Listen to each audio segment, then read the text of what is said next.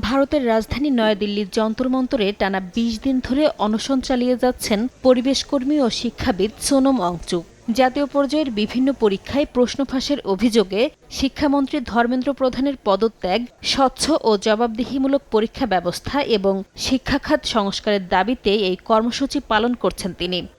টানা অনশনে অসুস্থ হয়ে পড়েছেন ওয়াংচুক। চিকিৎসকরা জানান, গত একদিনে তার ওজন আরও ৩৫০ গ্রাম কমেছে। মোট ওজন কমেছে প্রায় ৯.৫ কেজি। ফলে তাকে সার্বক্ষণিক পর্যবেক্ষণে রাখা হয়েছে। অনশনে থাকা আরও কয়েকজন শিক্ষার্থীর অবস্থাও সংকটাপন্ন বলে জানিয়েছে অল ইন্ডিয়া স্টুডেন্টস অ্যাসোসিয়েশন।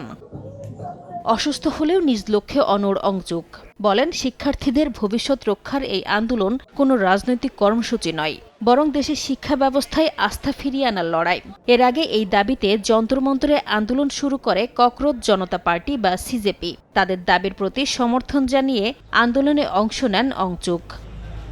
এদিকে ওয়াংচুকের আন্দোলনের প্রতি বাড়ছে রাজনৈতিক ও সামাজিক সমর্থন। শুক্রবার যন্তর-মন্তরে গিয়ে তার সঙ্গে সাক্ষাৎ করে শিক্ষামন্ত্রীর পদত্যাগের দাবির প্রতি সমর্থন জানান কংগ্রেস নেতা পবন খেরা। এর আগে আম আদমি পার্টির নেতা অরবিন্দ কেজরিওয়াল ও সমাজবাদী পার্টির সাংসদ ডিম্পল যাদবও ওয়াংচুকের সঙ্গে দেখা করেন। এছাড়া লেখক অরুন্ধতী রায়, অভিনেতা নাসিরুদ্দিন শাহ, প্রকাশ রাজ সহ বিভিন্ন অঙ্গনের বিশিষ্টজন সরকারের প্রতি আলোচনায় বসার আহ্বান জানিয়েছেন।